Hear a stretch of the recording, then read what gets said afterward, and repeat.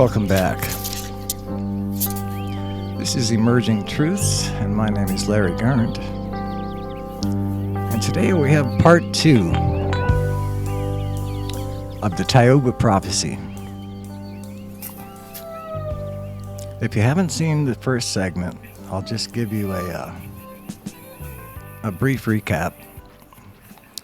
The Thiaooba prophecy is a book written by a French author, Michel, I forgot his last name, but I'll put links to everything, as Karen brightly suggested a few days ago.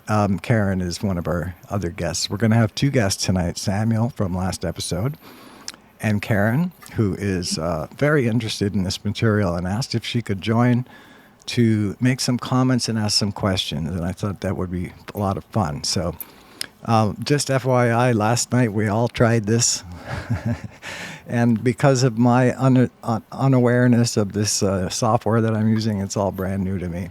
And I've never had guests on before, and I just totally screwed it up, and we had to scrap the whole thing. So here we are again, and we're going to be repeating some of the things we said. So we're just going to have to tell ourselves, don't worry about sounding like you're repeating yourself, because we're all going to feel that way towards each other, but because we all said it to each other last night. But anyway, it's going to be fun. It's a very controversial subject, because it's an event that occurred back in 1987, and this French author, who was living in Australia, I believe, was abducted and taken by a race of beings called the Thiaoubans, and they are a very advanced race, unlike anything I've ever read about in UFOs before, in the UFO subject. And their story is very unique. Her story, Tao, is the main character. And what happened is she abducted him, and nothing. I'm not going to get into the technical details, but once there was no trauma for him, he got onto the ship, and she was his escort, and he got to see a bunch of technology in the ship, and he got to see them land on her planet, and her planet is considered, according to Tao, the 9th category, and that is the highest category of planets. And what she means by that is that it's very very much living in accordance with the universal law, and they are, of course, very advanced technologically and also biologically. They can levitate, and they can do all these things. Some of it's with technology, some of it isn't. And by contrast, she says that we're on category 1 planet, and that feels kind of lousy. We've got a long ways to go. Maybe it'll go quick, I don't know. But So anyway, the gist of the book, I mean, there's a lot of lecturing by, I would call it that. I don't mean it derogatorily, but Tao lectured Michel a lot about what's wrong with our world. And I think the main thing she said was, I mean, if you wanted to boil it down, we're just too materialistic, and she says that it is our obligation to develop ourselves spiritually as well as technologically. And as a matter of fact, Samuel explained to me that what he got from, I'm not sure if it was from the book or from Michel himself, because he did go to meet Michel. Yes, that's how interested Sam was. He actually took a flight out there to meet him and contacted him, and I doubt if there's anybody else who's ever done that. And he went and met him twice. And so Samuel is really, he's also a Christian, by the way, and he goes to church, but his church doesn't want him bringing this stuff up, and that's very expected. But I think it's fantastic that he still hangs in there. And so I'm going to go ahead and bring on both Sam and Karen. Let me switch to this. All right. And let me move my image over a little bit. All right. So welcome both. This is Samuel Chong on the left. And Karen, what is your last name? Baldassar. Baldasan. Baldassar. Baldasan. It's almost as easy as my last name, Gurnt, as in burnt. I used to have to tell people Gurnt as in burnt. Oh, okay. So, Karen has been reading this book as well, and like I said, she's here just to chime in she has some questions, and so do I. We both have some objections to some of the things Tao said, but we'll get to that later. And in the first episode, by the way, it was just Sam and I.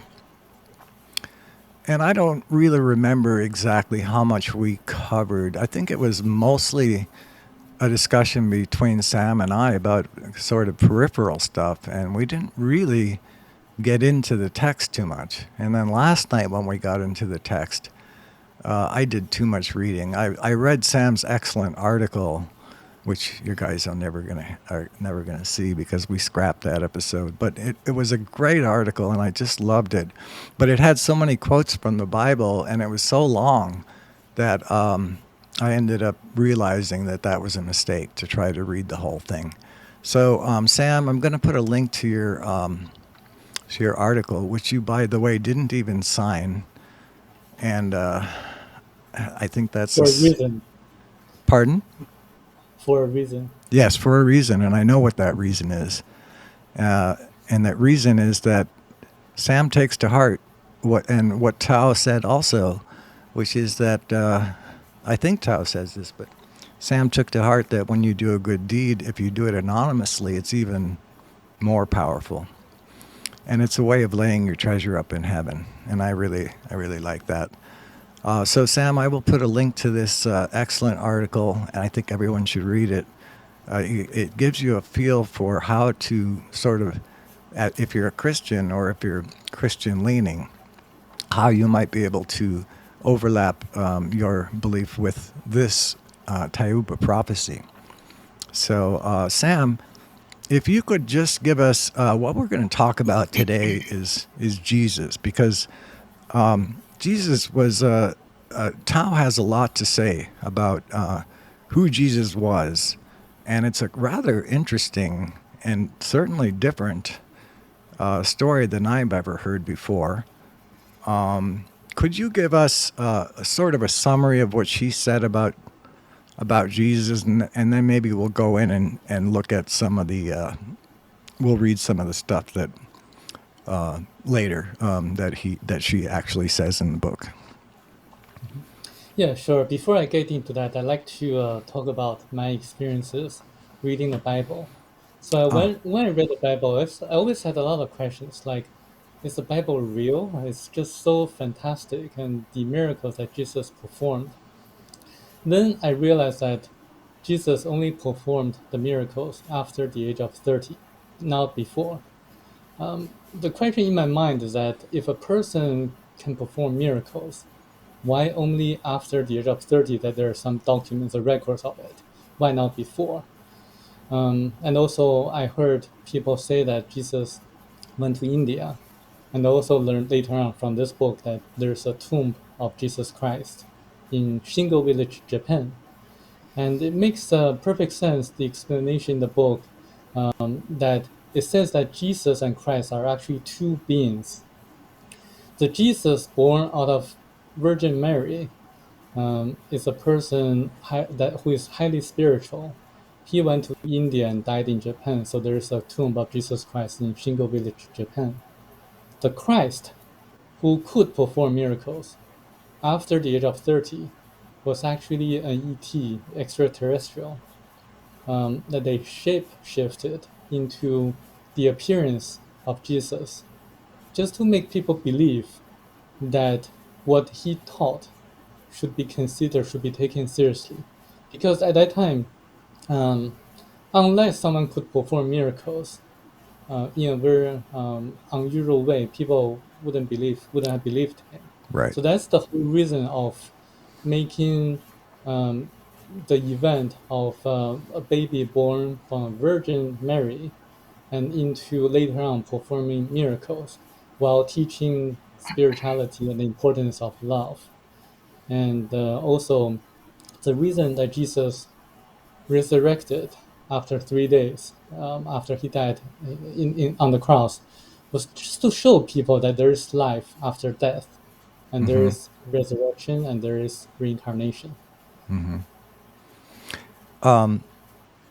So what you're saying is that the original Jesus, which was born of the Virgin, and Tao acknowledges that that she was that she said that she sent one of their people to appear to Mary and inform her that she was going to be pregnant, and that they implanted an egg. And this person was certainly very intelligent. He dazzled at the age of 12. He dazzled the rabbis by how well he understood what they called letters, which is reading, and how well he understood, just the the Torah. And but you're saying that this guy, at some point, probably at the age, maybe after the age of 12, moved to traveled to Japan and never came back, right? That's right. He And traveled to India and also traveled to China and later died in Japan. He had three daughters and lived until the age of, I think, over 100 years old. oh, over 100. Wow. That makes sense. He would definitely probably. I mean, that would make sense if he was. Was he when Tao says that an egg was implanted in her? Did, does did her genes? I mean, did Mary's genes have anything to do with it, or was it just an already fertilized egg? Do you know? Is already fertilized egg. Already I fertilized. mean, So I assume it didn't say in the book, but I assume that is the fertilized egg. okay. It's an So embryo, actually. Yeah. an embryo, yes. And so they would. It sounds like Tao wants us, or the plan was back for back in those days, to have everyone believe that the new Jesus who could do miracles was the same Jesus that was born of Mary. Tao's people wanted us to believe that, right? Yes, that's correct. Because um, the Jesus that went to Japan couldn't perform miracles and couldn't convince the people at that time that he was actually someone special. What was he trying to, was he like, even after the age of 12, was he trying to perform miracles and couldn't No, do no, it? he couldn't. He didn't. He didn't even try. He couldn't. But was he preaching? What was he, do you know anything about that part I of don't. I his? don't think he was preaching at all. No, he wasn't preaching at all. Okay. But he was so smart that when he went to India and other countries, do you think he was teaching? Do you think he was teaching then? Or, No, I don't think so. oh, so he was just kind of like well, why? I'm trying to understand, why would they implant her, Mary, with an embryo from them if he wasn't really going to preach or do miracles, and he was just going to be like a normal man? I think the whole point was that the ETs were trying to um, make the baby Jesus like born in a special way, so that people could focus their attention, pay their Ah, attention to the birth of Jesus. interesting. That's a pretty good Remember answer. that? I didn't Yeah, think you'd have remember it. the king ordered the 2,600 something babies to be killed in the city. Would you repeat that? Remember the King Herod? I think King Herod Yes. ordered the babies to be killed in the city. Yeah. Right. Right. Yeah. Disgusting story. By the way, Oh, I think we covered that last time. I'm not going to bring that up. But I was just going to mention that the Tao said that the story of the three wise men was actually grafted onto the original manuscript later, and she said that they did not send three wise men, but when the announcement to the shepherds in the field was made, they did then show their sphere of light. That, and she even said, if that were to happen today, everyone would say UFO, and of course they would, because that's what it was. It was an unidentified flying object. But the purpose of this star was not to lead the three magi, but just to lead the shepherds in the field to the baby Jesus, which was nearby. And I tell you, when I heard that, I thought I could. Boy, I've never heard such a deviation, but I could actually believe it, because it really. I mean, why would they come to these shepherds in the field and make this announcement and then just leave? And then what? The shepherds are supposed to go tell everybody, but if they say to the, but if they make this announcement and then they lead the shepherds to where Jesus was, then it sort of completes the story. So I found that fairly credible. But so now you're saying that at some point, one of the Thiaoubans who shapeshifted and in order to have the same appearance as the original Jesus came back, and apparently Mary didn't. His mother Mary didn't notice any difference, right? Do you think? Right? Right, because he was actually made into the appearance of Jesus. Yeah. But there's one thing in the Bible that always puzzled me, because Jesus, after the age of 30, called his mother woman. And remember, I'm a translator interpreter. I know that in all the world languages, there is just not a single language that someone could call like his or her mother woman. This is very strange, because mother and son and daughter, they have a very special relationship. So Very a person interesting. wouldn't call his or her mother woman, Yeah. but Jesus did. Yeah. That's. I find that believable. Okay. So. And the other thing you said was that, and Tao said that, a normal human, no matter how bright they were, and the first one was very bright, the brightest probably they'd ever seen in terms of intellectual capability and all of that. But she said that even no matter how intelligent you are, in order to do miracles, you need to really do a lot of evolvement. You really have to evolve a lot to be able to do miracles. And so no matter how much they would have taught him, he would never have been able to do miracles. And that's why the second Jesus came, and he was able to do miracles. And like you said, that was very important, because if he had not done miracles, nobody would have believed him. And that's just a sad fact. But he did it in an interesting way, because he didn't just go around doing miracles for anyone who asked. He was very judicious about how he did it. But still, yeah. So, but then my question becomes,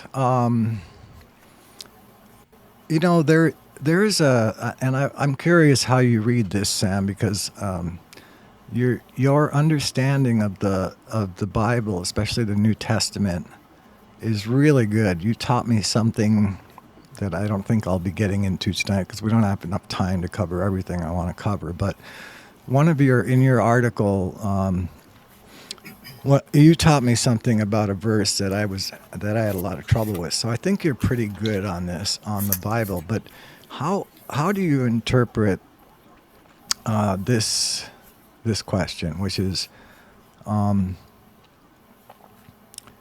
Jesus was one day confronted by some non-believers who said, "Oh, well, if he's casting out devils, maybe it's because he's the prince of devils." And so they were saying that he was Satan himself.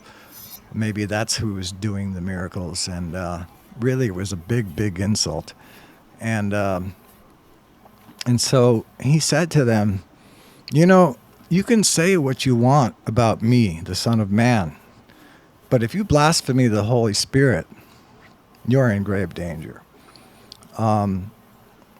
And so I always interpreted that as meaning that it wasn't he that was doing the miracles, but there was a whole well, there was an invisible agent that he called the kingdom of heaven, which had come to earth, and that the Holy Spirit, an invisible agent, was responsible for the miracles, and these people were blaspheming the Holy Spirit by saying that he's casting out devils by the devil. Is that your understanding or not? Actually, I know quite a few people on Earth and people around me who could perform certain miracles. Not all the miracles performed by Jesus Christ, but according to Tao, performing miracles requires knowledge. It's a knowledge that makes certain people perform the miracles. Like, for example, I know someone like just in Anaheim that can who has X-ray eyes. She can just tell the person in front of her which organ has certain issues because she just has this kind of ability, and she can also materialize like medicinal and herbal powders. I also know that Wow. Daniel White, the magician, he visited Nepal, and he himself, a magician, couldn't figure out why the Nepali monk could how he could levitate. And so there are people like this, like Sai Baba, and also other people who could perform such quote unquote miracles. This is something that I think people can practice, but it takes time and also a lot of energy to do it. And the key is knowledge. And we have lost the knowledge, and because because of a lot of things that were written in the book. Because The we've reason, because we've devolved into materialistic only development. right, right, and also another reason is that when a person dies, and he would just forget everything before he reincarnates into another physical body. Oh, So that's the knowledge that the person remembers gets lost. So right, that's another reason that someone that we cannot perform miracles. right. And that reminds me that Tao. Let's see. What did she? Oh, never mind. I I was thinking about Karen over there, and Karen, do you have any thoughts you want to chime in yet, or you want to hold tight and wait till we get to something more meaty? I'll hold tight. Not Okay. that this isn't meaty, but Okay. Oh, thank yeah, you. I'll wait Okay. till Great. later. Great. So, Sam, before we get into the Jesus stuff, I just wanted to mention that you are a Christian, and like I told you last night in our scrapped episode, I consider myself a Christian as well. Not because I think Jesus died for my sins, but because I I think that he's the man that's in charge of us now, and I do think he was divine. But what was I going to say about that? Maybe The, I can say something about my experiences. oh yes, yeah. So I'm afraid to use that term because it has so much meaning, so much unintended meaning for me. Because I'm not a churchy, so but and so I can't I don't fit in there yet I find that you go to church and that even though your church does not want this brought up. It doesn't bother you enough to stay away from church. Could you explain how you feel about all that? Yeah, because nowadays they cannot burn me on stake. They cannot do that anymore.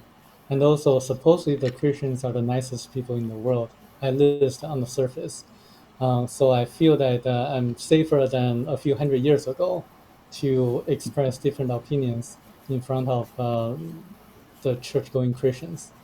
I consider myself a Christian because I try to follow the teachings of Jesus Christ.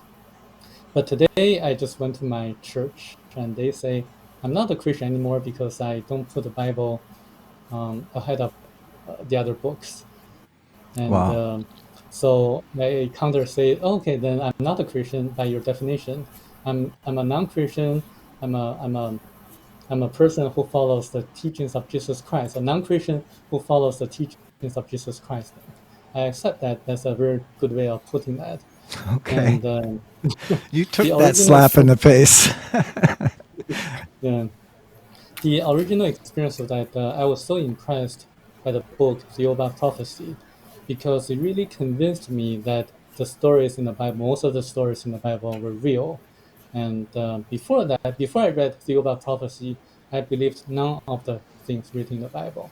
It None? was just none, Oh, not okay. a single, Okay. not a single word. Wow. After yes, that's true. After reading the book Theoba Prophecy, it made me believe that we really should follow the teachings of Christ, Jesus Christ. So I wrote that article that you read, which is probably going to be in the link that you're going to put in. Right. And I showed the article to a small discussion group in our church fellowship, and I thought that people would probably echo what I wrote, but the pastor at that time asked me to take the link down and to remove the link from the discussion group.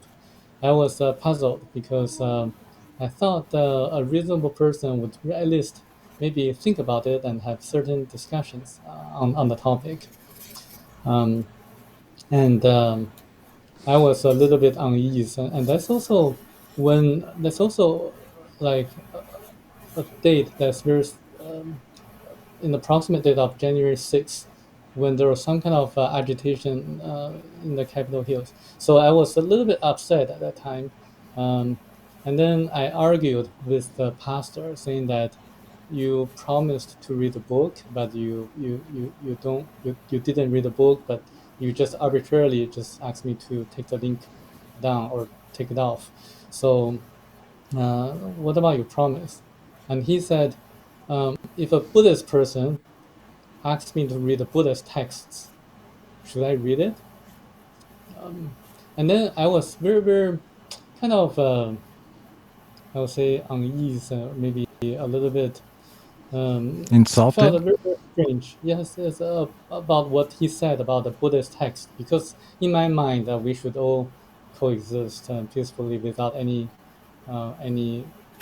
condensation or attitude towards different religious beliefs, especially the Christians. They have done a lot of wrongs in the past, killing thousands and thousands of people um, in the name of Christ. Mm-hmm. And and here the church at the Mandarin Baptist Church in Los Angeles is saying something against the Buddhist religion, which makes me a little bit, I would say, unease. So I really took it personally. Yeah. I Yeah. really took it personally, and I wanted to make it known that the pastor at a Christian church believed this way. Um, so up to this day, they still banned this book and doesn't allow any discussion or any mentioning of the name Theoba prophecy Mm-hmm. in the church or uh, among the discussion groups. Yeah. It doesn't surprise me a bit. They've got this locked down tight. They're not taking any new doctrines, new ideas, nothing. But like you said, the people that go, there's a lot of good people, right, that go to the church that you can get along with, and maybe you can influence or share what you know with those people. So that's good. I don't even go anymore. I never really went. But when I did go, it was when the most recent time I went to church was my wife's mother came to live with us. And I thought that I thought she enjoyed going to church. So all of us, the three of us, my wife and her mother, went to church, and I forgot it, New Hope International, yeah. And the guy he seemed like a pretty nice pastor, and I went to talk to him about just some things like one of the Bible stories about the Pentecost where tongues of fire were seen above their heads, and that's what the Bible calls it, in the above the disciples' heads, and after Jesus had died. And this was an indication that they were going to get to speak in multiple tongues. They were actually forked tongues, not in the Indian sense of being hypocritical, but in the sense of having more than one tongue. And I said, well, I think that this doesn't mean tongues of fire. It just means they were glowing. And he was open to that. So then I went a little further, and I said, I don't see how Jesus died for our sins. I don't think that makes any sense. And I explained to him why. And boy, he wasn't having that. He wasn't having that. So he was so angry with me that I had to get up and leave out of uncomfortableness. And I never attempted again to influence him. That was a stupid idea to begin with. You're not going to influence these people. They're set in their ways. And anybody that's in the public eye, at least, they're set in their ways. So, all right. Well, do you think we should read a little bit about what Tao says about Jesus? Samuel? Yeah, I mean, if you like, you can read a few sentences of it. Sure. All right, so let me switch to screen share.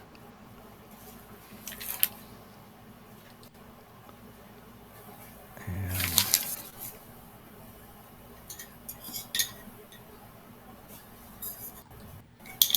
I'll bring up Kindle.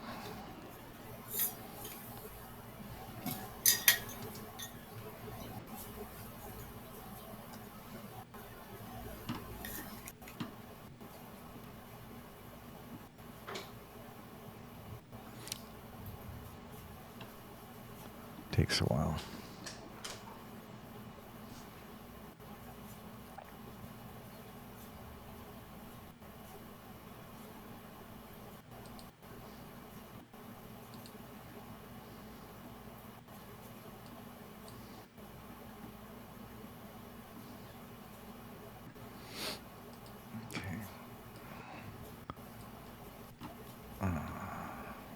Okay.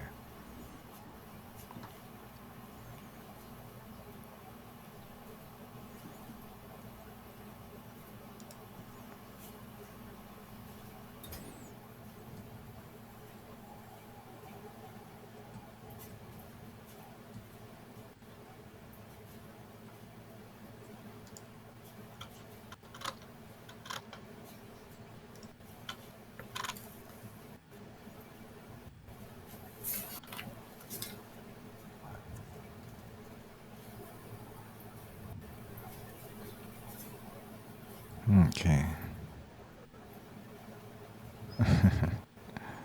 You reason like an earthling, she said to Michel. Well, that's because I am one, Tao.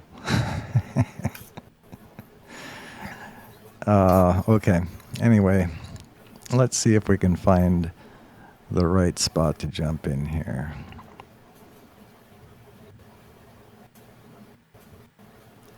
So our angel, Tao says, implanted an embryo so that Mary, a virgin, found herself pregnant. By acting in this way, we hope to attract the attention of the people and emphasis and emphasize that the coming of Jesus was really a remarkable event. So that's just like you were saying, Samuel. They so what Samuel was, just to reiterate, he was saying that the reason they went to all this specialness, of having a virgin have a baby, was to get the attention of the people, to indicate to them that someone was born who was going to be a savior, so to speak, a great teacher. That's what I would say. And on the birth of the child, we appeared before the shepherds in the same way that I demonstrated a few moments ago. We didn't send the 3 famous wise men. They are part of the legend that has been grafted onto real events. However, we did guide the shepherds and a group of the people towards the spot where Jesus was born. This was accomplished by sending forth one of our spheres and rendering it luminous. The optical effect thereby created made it indeed resemble a star over Bethlehem. Nowadays, if we were to do such a thing, people would be crying UFO, of course. Eventually, the priests and those who the priests named prophets learned of the birth. In view of the phenomena of the star and the angels, the prophets announced to the people the birth of the Messiah, referring to him as King of the Jews. King Herod, however, had spies in all quarters, as most leaders do. When they reported these remarkable events to him, he found it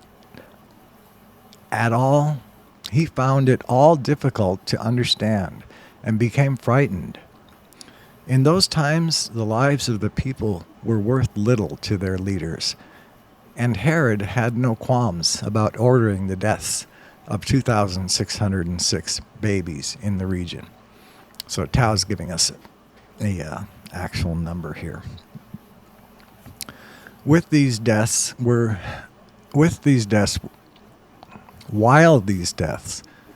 being carried out, we evacuated under hypnosis Mary, Joseph, and the baby Jesus, as well as 2 donkeys in our spaceship, depositing them in a spot quite close to Egypt. Do you see how the facts have been distorted? Now, there are other details which were reported conscientiously, but they are inaccurate due to lack of information. I like the way she puts that. She's ever careful not to call the writers of the Bible liars, because they weren't. But they didn't know everything. Let me explain. The baby Jesus, born in Bethlehem, proved by the miracles pertaining to his birth that he was quite special and was, in fact, the Messiah. So we had captured the imagination of the people, but when a baby is born, its astral body cannot know all in regards to its previous knowledge. This was the case of Moses too, and yet he was a great person. We required a messenger who would be able to persuade humanity that there was another life beyond this one, through reincarnation of the astral body, etc. This was no longer commonly accepted, since civilization on Earth had become more and more degraded following the disappearance of Atlantis. You know that when you want to explain something that is not a material fact, even to your closest friends, you are confronted by skepticism. That is certainly true. People seek material proof, and if they don't see it with their own eyes, they won't believe. Boy, I've run across that so many times, and I don't know if it's always been that way or if it's worse now. But she's saying it was like that back then. It's like that now. And I'll just insert real quick that my brother, was surprised when I told him that the Old Testament doesn't talk about the life after death. He goes, it doesn't? I said, no, Bobby, I think life after death was a brand new concept in the New Testament. And he confirmed that after he did some studying. So the Sadducees, they didn't believe in life after death, and they were a particular sect. And they came up to Jesus and said, well, you're talking about that we're not going to die, that we're going to have life in heaven. But how does that work? Because if a man, say here on earth, dies and his widow marries his brother, and then that guy dies, and so she marries another brother. Well, who in the kingdom of heaven, which one's going to be her husband? And so this made it very clear that they didn't believe in the afterlife, and they thought it doesn't make sense. How could you resolve something like this? But he had an answer, and he said, "You do err not knowing the scripture." I would like to know what scripture he was talking about, because I couldn't find it. But he said, "You do err not knowing the scripture, because in heaven they are neither given in marriage nor take wives. They are, let's see, they neither marry nor are given in marriage." And so that was his answer, which is kind of interesting.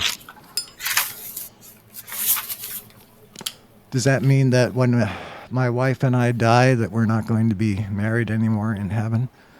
It's just going to be a really different place, I think, where the kind of love that my wife and I have isn't going to be something that only the two of us can share. The love is going to go around. We're going to have a family of man.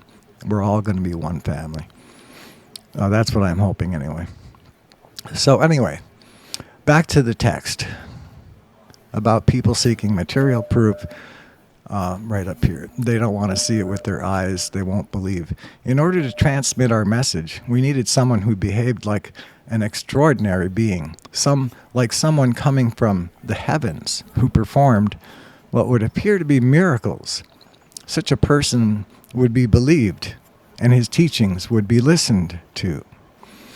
As you know, an astral body reincarnated as a baby passes through the river of oblivion, and his earlier material knowledge is effaced or erased.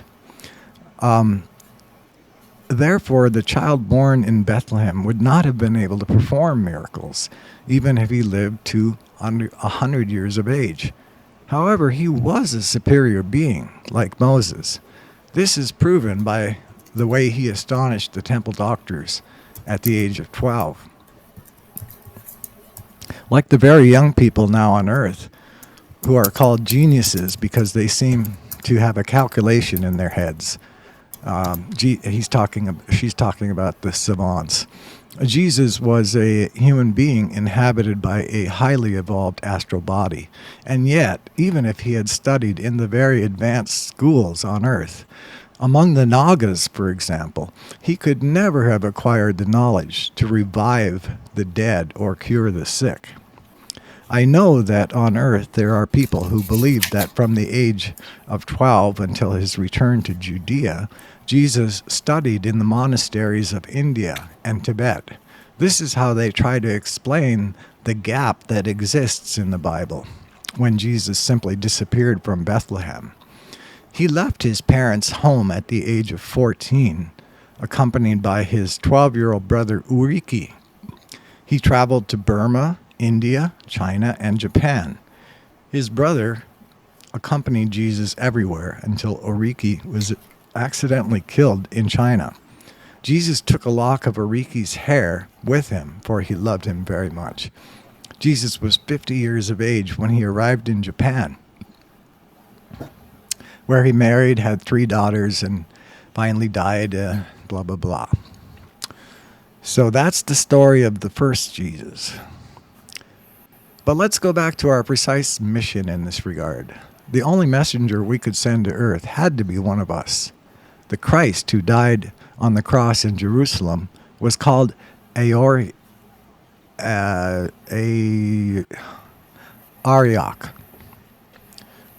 he was brought by us to the desert of Judea, having volunteered to change his physical body. Thus he abandoned his hermaphrodite body. Whoa, is what? Yeah, we forgot to mention. Well, maybe we mentioned it in the first episode, but Tao's people are hermaphrodites. And although we refer to her as a female, she was actually both. So,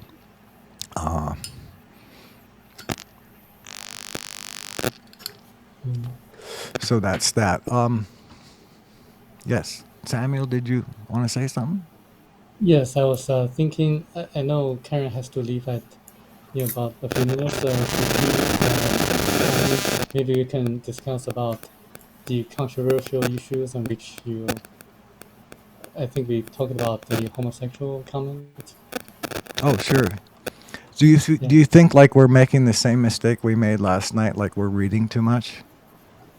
It's just I think Karen has to go in a few minutes. Maybe she can Oh, talk something oh, about her. no, don't. Karen does have to go after an hour, but she already warned us that she had to step out during the interview just to take care of some stuff. Right? Okay, got it. Okay. I might do that intermittently. I'll be Yeah. back. Yeah. I won't leave without saying goodbye. That's for sure. Yeah. Well, I want to get you involved here too. I just want to get through some of this.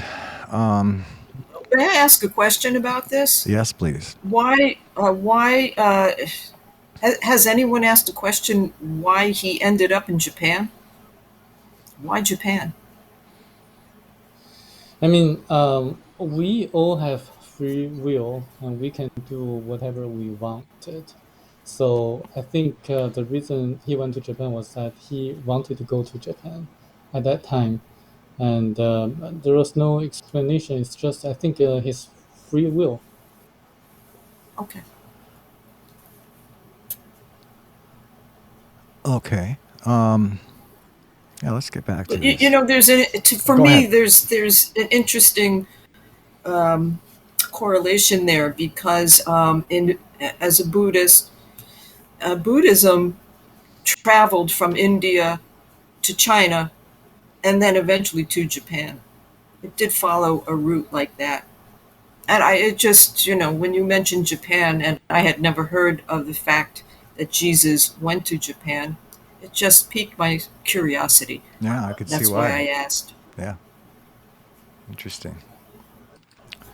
All right. So now there's Tao is okay. We're at the 4:55, and we started at what? About did we start at 4? 7. Yes, we did. Hmm. Oh, did. I'm sorry. 7 for me, 4 for you. Yes, right. I mean, yeah. So we're already at the. We're already running up against the clock here, and I do want to get discussion going. So let me just. Yeah. All And I right. think readers or viewers who like to learn more about what Tao says about Jesus Christ and Moses, or maybe the Hebrews, the Jewish people, they can read the book. Yeah. And maybe we can discuss about the things, the questions that we have on our minds. Yes. So I brought up a question last night about because there were a couple of incidental topics that Michel asked Tao, and just kind of off the cuff, like what do you think of homosexuality? And she said homosexuality is a neurotic, and although we can't condemn. Maybe she meant erotic. Well, for Maybe some, Michelle misunderstood her. for homosexuals, it probably is erotic. But let's see, where were we? Oh yeah. So how do you feel about homosexuality? She says it's a neurotic, and while we can't condemn them, they should seek treatment. And that just sounded so dismissive of the plight that that gay and bisexual people, especially gay people, are in. It sounds like right-wing evangelism Yes, it does. It does. Yeah, coming from this is a another very planet. Doesn't make controversial sense. topic. Say it Yeah, again, this is a Sam. very yeah, yeah. Say it again, Sam. This is a very controversial issue or topic that this book has encountered. When this book was trying to be published in Taiwan, the editor really wanted this sentence to be removed Yeah. from the original version in Chinese, Interesting.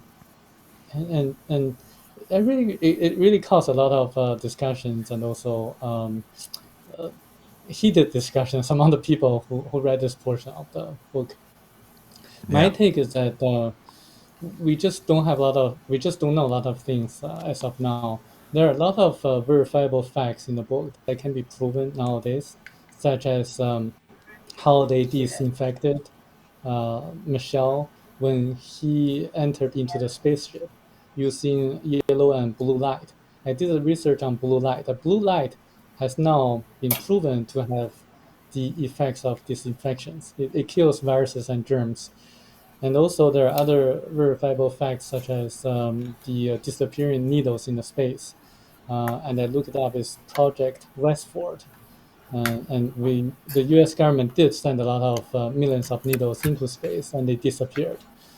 And there are a lot of other things too, such as the human energy field, like the auras. And there are people who can see auras, like Barbara Brennan, who wrote a book, Hands of Light. And also there are Qigong masters from China and also Asian countries who can see the colors of the people, the energy fields. Um, and actually, in fact, in ancient Chinese medicine, we say that, oh, your energy looks great. Your energy color looks great. Right. That's a way of saying that you're healthy. Um, there are a lot of things in this book that are really different from the conventional view or the consensus nowadays, such as it says that in about 200,000 years, the moon will crash onto the Earth. But now the scientific community has a consensus that the moon is moving 4 centimeters farther away from Earth each year. So this is very different from what we know nowadays. Right. So I think this one is probably something that should be investigated further. And I did some investigation. And there's a doctor called Charles Socarides, Socarides, and he studied homosexuality. He's a psychiatrist and psychoanalyst, and he found that in the homosexual men's families, the mother always had a dominant role in the family, and he suspected that this has something to do with the homosexuality of her children. Well, let me just So jump in and say that would explain bottoms. It wouldn't explain tops. I'll explain that to you, Samuel. In the homosexual world, the bottom is the submissive.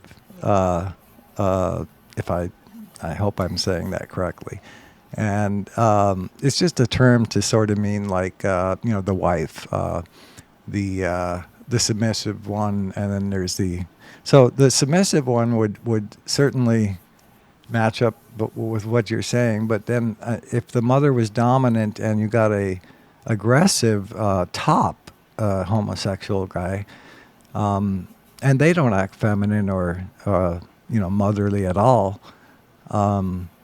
so that wouldn't explain it for me. But I think there is some truth in what the doctor is saying. And Karen, what, was that you, Karen? can you mute it for a second, Oh, sure. please? All right, can I tell you something? Uh-oh. I think she just clicked out, but that's okay. I think she'll be back. She did. Anyway, let me switch our screen back to just all of us. Okay. and Karen will remain shadowized until she comes back. Yeah, I do believe that there is some truth in what he's saying.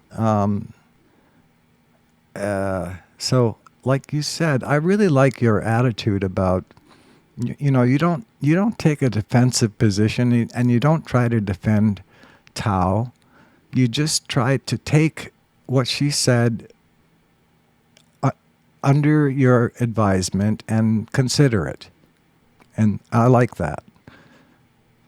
Do you understand what I'm saying? Yeah, thank you, thank Yeah. you. Okay. Because I do the same thing. But the other, let me bring up my notes to see what other, I had some questions that I had.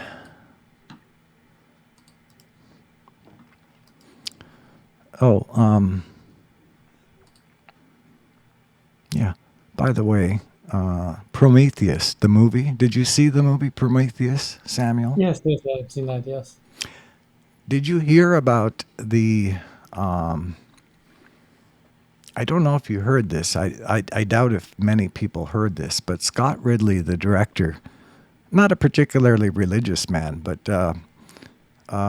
he said that his original idea was that the engineering race sent one of their own, and that was Jesus, and that we crucified him, and that's why they were going to get rid of the whole race and start over again with something new.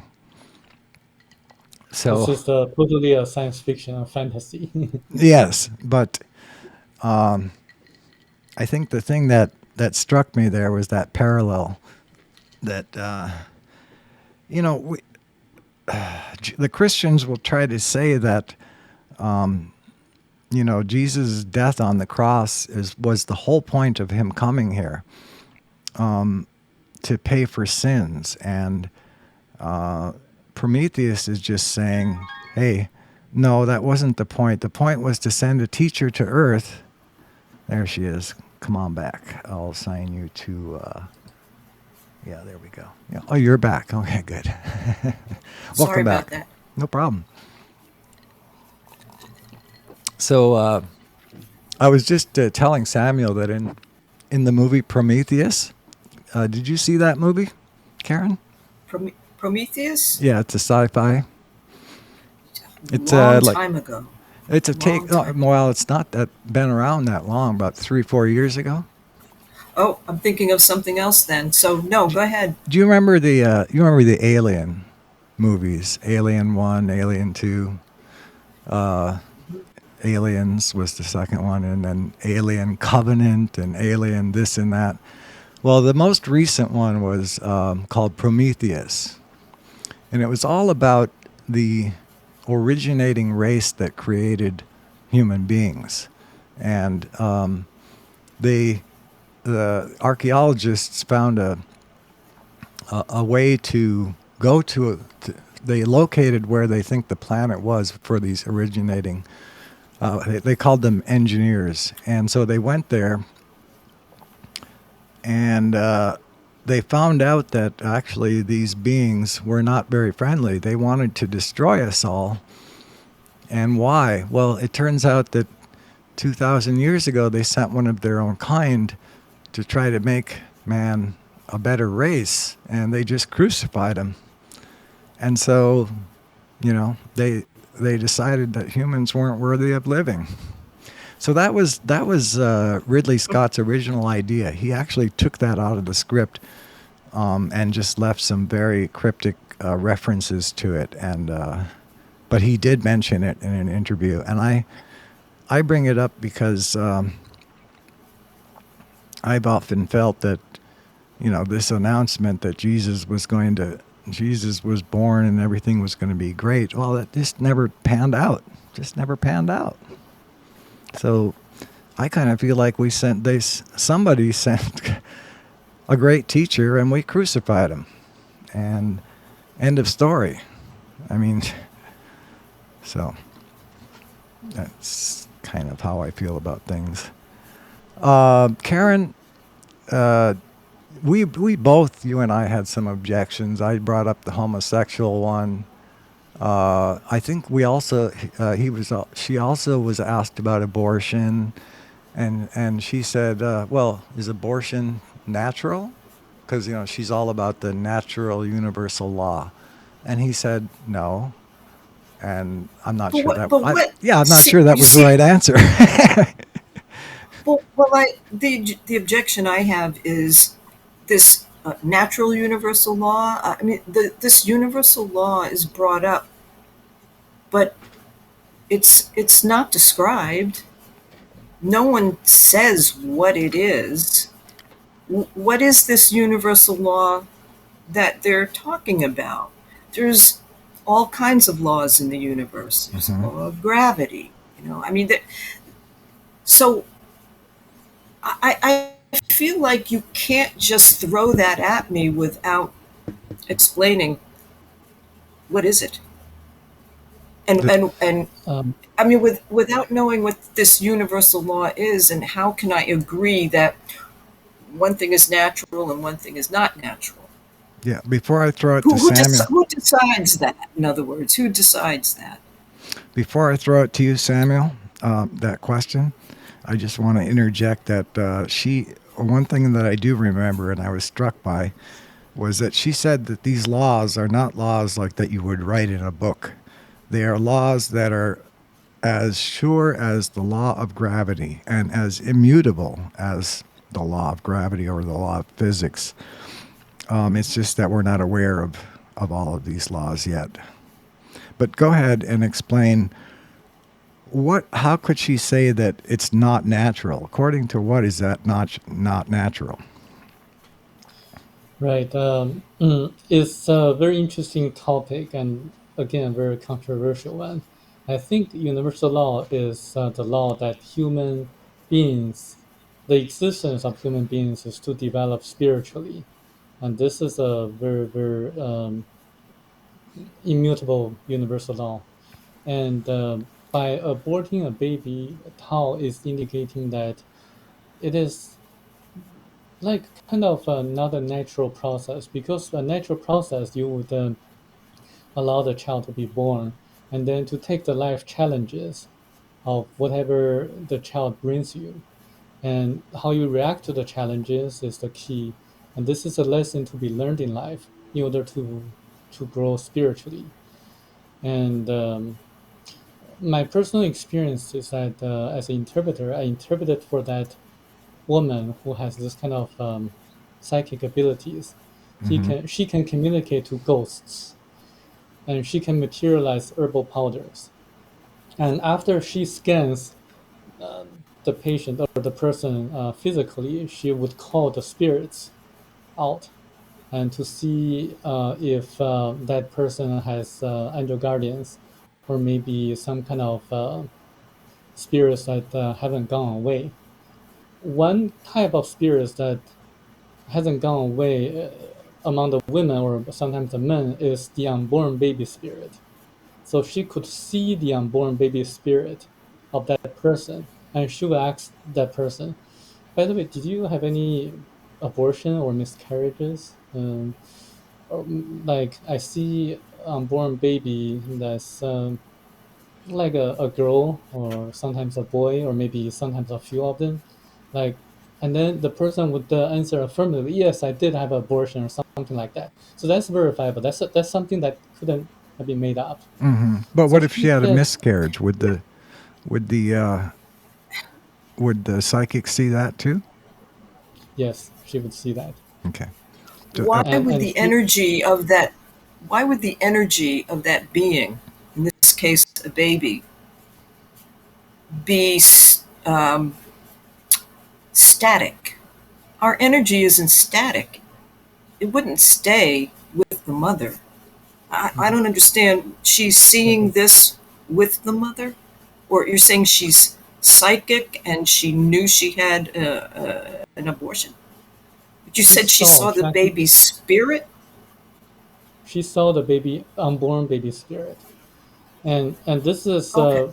This is actually is verified by the book Thiaoouba Prophecy. If you read about it, it says that when a person dies, 81% of the astral body, the electrons, goes away, and then there are 19% of them remains on Earth for 3 days, and sometimes they attach Right. to the things they love or hate. And I think Okay. this unborn baby spirit is the 19% of the electrons of the astral body of the person, of the baby that the woman aborted. Wow. So she must Yeah, have seen that very quickly then, because you said 3 days. I do remember reading that, by the way, that Hmm. that yes. 19% will stay in this sphere, if you want to call it that, for 3 days. I think Oh, I was mistaken. The 81% remains for 3 days and then goes away. The other okay. 19% remains on Earth forever and sometimes get recycled to Oh, nature. So that's yeah, yeah, okay. that's Yeah. Yeah, I um, personally, I don't want to get involved in anything political, when it comes to abortion, homosexuality, or whatever. I don't want to do that right. I personally don't want to do that right now um, on the show. So please disregard my comments and my opinions because No, no, I not at don't think all. I don't have any right now, to be honest with you. Yeah, yeah, I think it's okay to leave it right there. I Yeah. mean, we don't have to decide whether this is right or wrong, but it's fun to discuss and kind of bat things off each other. I want to chime in a little bit more on that topic.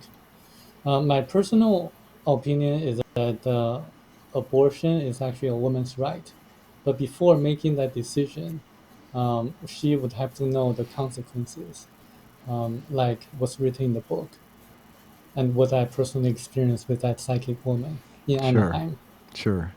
Well, I appreciate that. I'm glad you're on my side, which is that it's a woman's right, and I do agree that she should know all the consequences, and I don't think we really do. But one of the consequences is it will make you feel sad for a while, and it'll stick with you. But it's not one of those. It's not a major trauma, especially early on. So I definitely agree that it's okay. I think that women should have the right. I would never tell a woman not, but at the same time, it's not a nice thing. It never has been.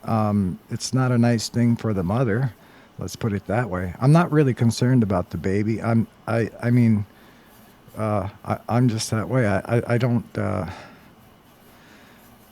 This world is a fucked up place, and if a baby there, and there's no shortage of babies, so it's not like we're trying to We're going to see some shortages of babies for sure. You're going to see that. what? There will be a There will, shortage. Oh, there will be. oh, so you mean we're heading into the Handmaid's Tale? Did you No, see I'm that? just saying that. No, I'm, I'm just saying that. I'm a Chinese trans. This is getting don't a little go there, strange. Larry. Oh my God! Uh, Please. I'm sorry, Sam. Go ahead. No, this is getting a very serious topic right now, Okay. and I'd like to put it as gently as possible. Okay. I'm a Chinese translator myself, and sometimes I get insider information from Chinese whistleblowers. Uh-huh. And I do know that there's going to be a shortage of babies because of the consequences of what we have been doing right now, the the pandemic, and also the unintended consequences. And if I go into the details, your show is going to be removed from YouTube. So I just put it there and end it there. If people are interested, just put it on a comment, and I'll send them some articles. Okay. Sounds good. Sounds good. Let me see what else I had. Karen, did you have anything else? In regards to this topic, Questions or comments? is there something you wanted to, in particular, you wanted to ask me? Um, Yeah, you know, I would like you to just kind of just give a brief just so folks can get to know you a little bit, because Larry's going on and on and on. I think I would like to have you on No. again. Nico has to come in. Yeah, that and- would be. I'm gonna get that him. would, I'm trying to go to sleep, but you're like, Larry is the bomb. He's not. so yeah, that would be a good idea. Fuck you. Was that somebody saying Larry? Who said Larry? Yeah, yeah, I think you're going to have to disregard that for now. That wasn't That's someone me. in the background. It wasn't about me. No, no. Oh, okay. That's all I wanted to know. I heard the name Larry very clearly, and I thought, okay, is this guy not liking what our show is? Okay, Karen, you're originally a Catholic, right? Yeah. Or raised I am. Catholic, and then I was born into a Catholic family. That's correct. right, and you migrated towards the Buddhism side of things, right? Yes. And that's where you're at today. Go ahead. Oh, my mother, I was fortunate because my mother had a seeking mind. And when I was young, she said to me one Sunday, she said, what do you think about every Sunday we'll go to a different place of worship? Check out a different house of worship. And, for a 12-year-old, I thought that would be a great, exploration. That sounds like fun. So we did do that. And each time we would go, we would, come back home and discuss, what did you think? Do you think it's like the Catholic Church? I mean, how do you think it's different from the Catholic Church? We would have these discussions, and that led into other things like, we went to learn transcendental meditation. We became the Baha'i faith. Are you familiar with the Baha'i faith? I've heard of it. We did, yeah, we explored all sorts of different faiths and spirituality. My mother was always a very spiritual person. So I was fortunate to have her be like, so open, be like that. And I would say so, yeah. yeah, so that's how I eventually discovered Buddhism. At that point, though, I had tried so many different things, and honestly, I started to become bitter because I felt like none of them stood up to what they said they were going to do. Mm-hmm. Uh, Wait a in minute. other We're not words- talking about politics right now, are we? No, No, we're talking about religion and different faiths. No, I'm just kidding. Yeah. I'm just kidding. Oh, so Get Nico in. I lost my train of thought. I sorry. am being distracted here. For you. So maybe we can pick this up some other time, and I can explain a little bit more how I found Buddhism. But at that time, I had tried so many things, and I had lost my faith in all of them. They didn't seem to be true. Yeah. And what I learned later on is that, if any religion or life philosophy was to be deemed true, it should contain what's called the three proofs. And the three proofs are documentary proof, theoretical proof, and the most important of all, actual proof. So if a teaching has all three, then you can trust it. And of course, the most important is actual proof. If a religion says, well, we're here to make you happy, which is what religion should be, to help people become joyful, enjoy their lives, create a peaceful society, create happiness, then that's what it should do. If it's not doing that, or doing the opposite, then it's not true. Exactly.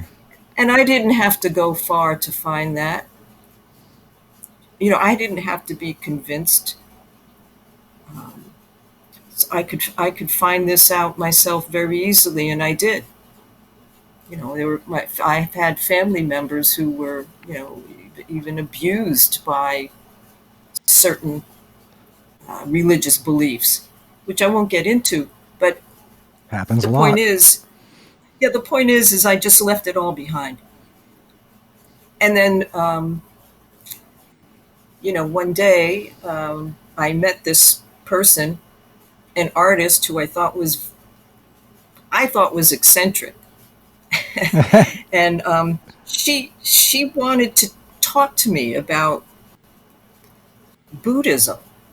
And of course, I knew, heard about Buddhism. I studied I read the Tibetan Book of the Dead. I read books. I knew about it.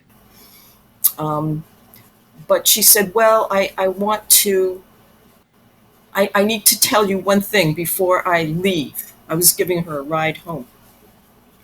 Before I get out of the car, I need to tell you something. And I said, "Okay." I just didn't know what to think of this person.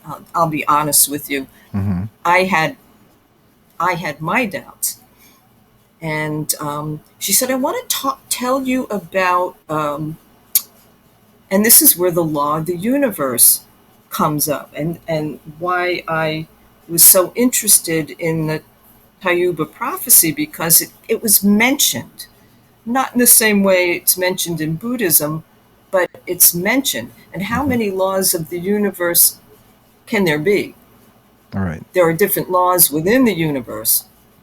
There are different rules that people live by. But this isn't a rule that you live by, it's an actual law. And Kind of like before I get, kind of like karma.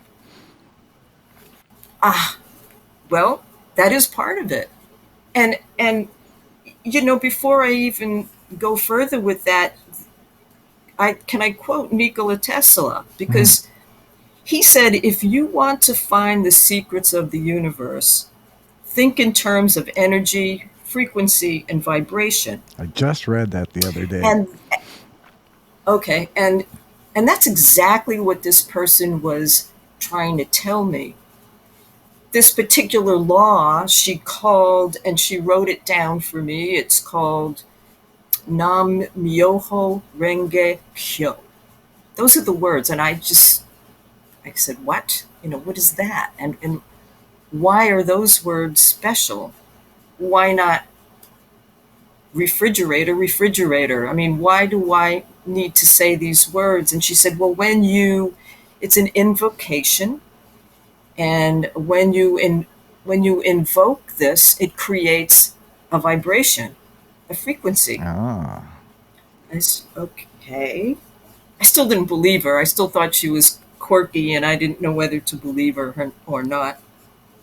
Um, but she wrote down this, what she called the mystic law, or the law of the universe, and she explained it to me in basic terms, which was, Myoho is the mystic law of cause and effect, the simultaneity of cause and effect through sound vibration.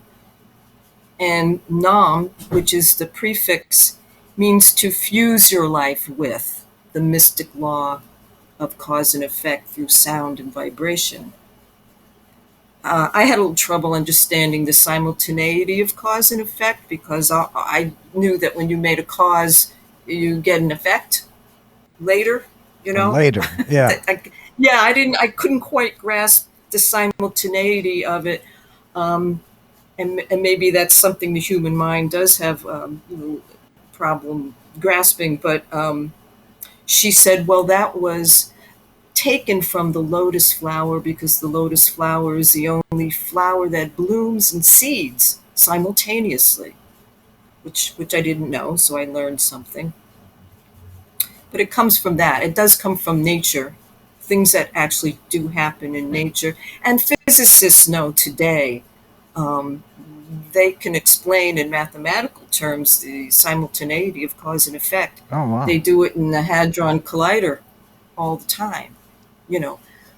So this law that she was um, sharing with me and passing on, um, something that that's been known for a very long time, but it wasn't revealed openly until about the mid 1200s in Japan. That's why I brought up Japan. Um, Prior to that, it was well known in China by the great teacher Tiantai, and he did actually use this for his own means, but I don't think it really was the time to share with other people, to Mm. share this with the population. Mm-hmm. And after him was another great teacher, Dengyo, in Japan, who also was aware of this law of the universe.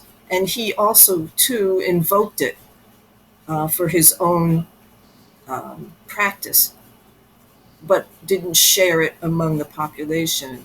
It wasn't until the mid 1200s where another person came along um, in Japan who who realized that the time was right to share this universal law with all the people, because it was the original Buddha's intent to reveal this teaching to all humanity in order to remove suffering and instill joy, to show people the way to enlightenment, because all people are capable of enlightenment. We all have the seed of enlightenment in our lives, and it's only a matter of being able and knowing how to bring it out.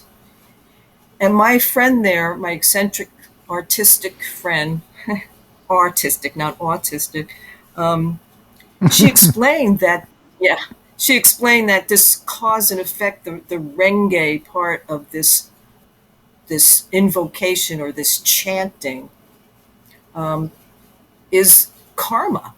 And it is, karma is action, whether it's thought, word, or deed. So when you make a cause, whether it's just in your mind or an actual act, um, there is an effect.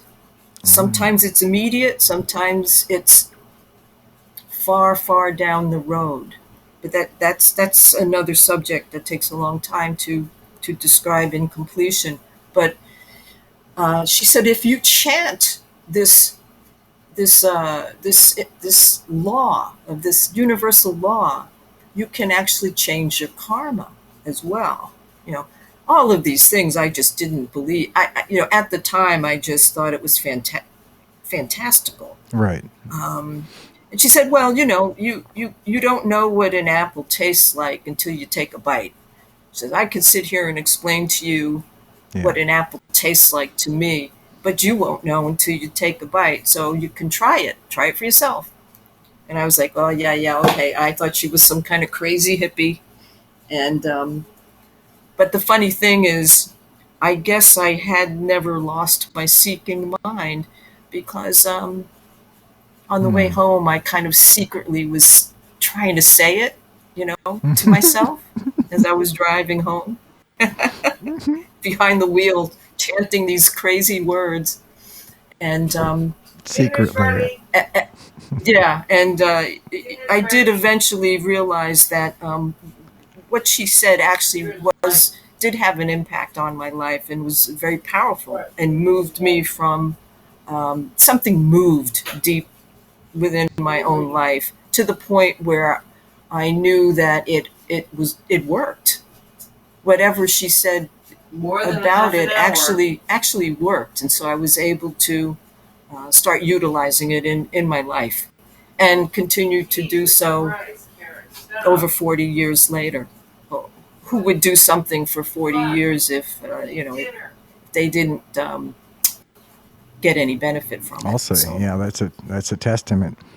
Well, I'm glad to yeah, hear. I'm glad to hear that, because I think we've all been through that long journey through the arid desert where we have given up all of our beliefs because, or beliefs that were pushed on us because they just didn't work. And so we just became agnostic, or at least a lot of us. I know that was my case.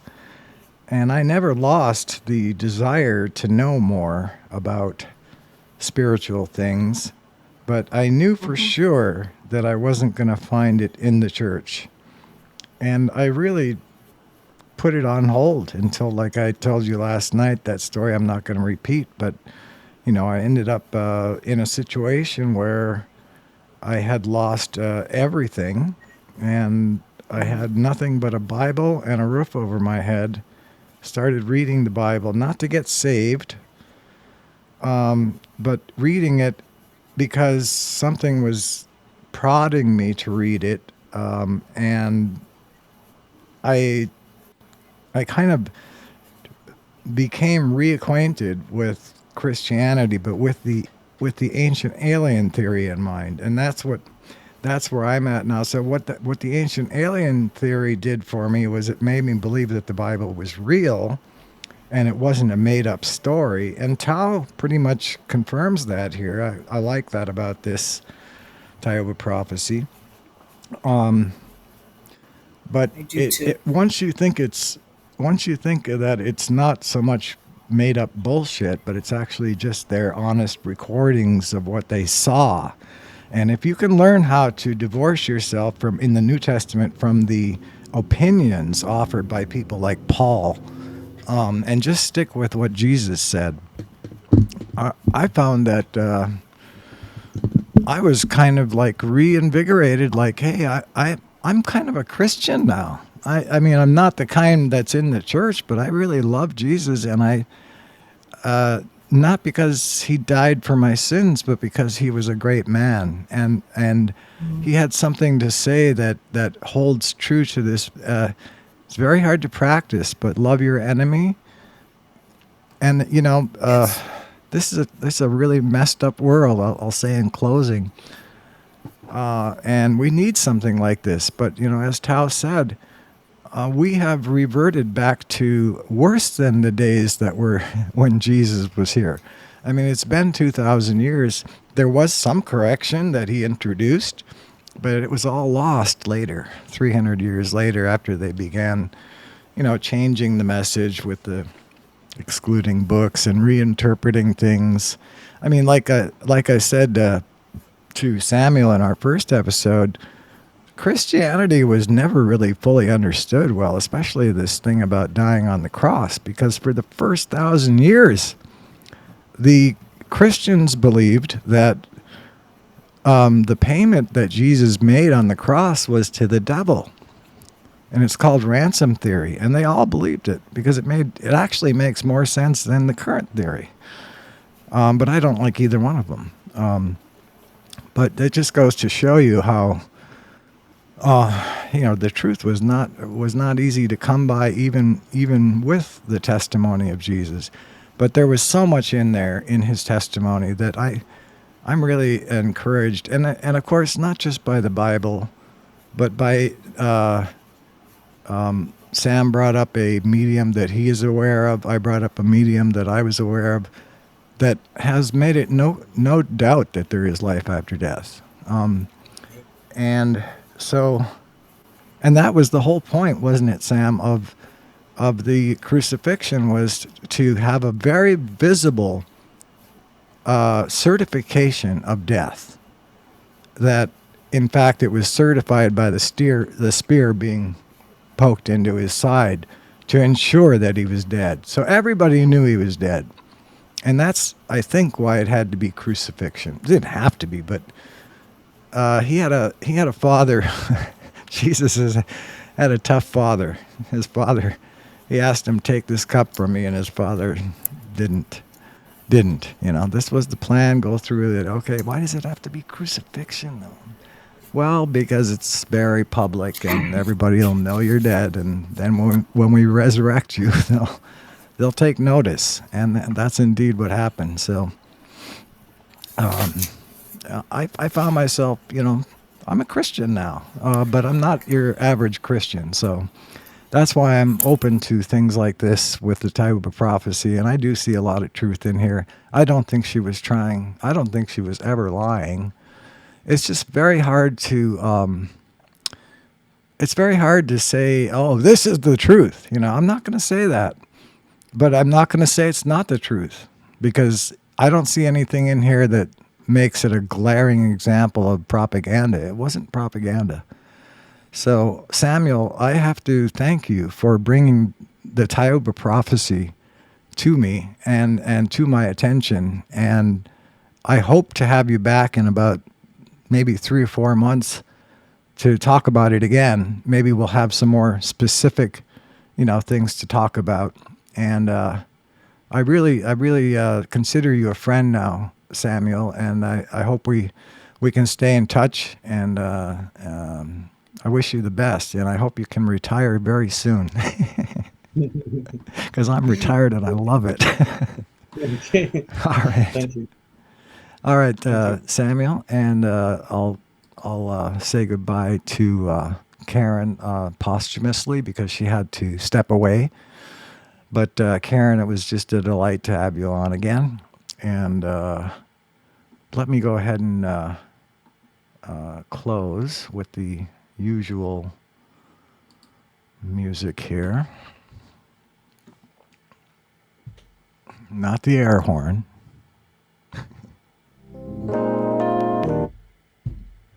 Hear the beginning, yeah.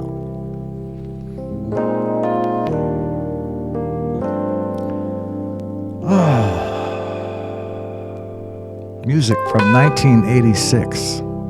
My band. That's me on the keyboards, playing the dynamic Fender Rhodes. This is a song called Feeling Fine. And although I'm not feeling perfectly fine, I'm feeling fine enough. I love you guys, all of you. And remember, we have a bright future.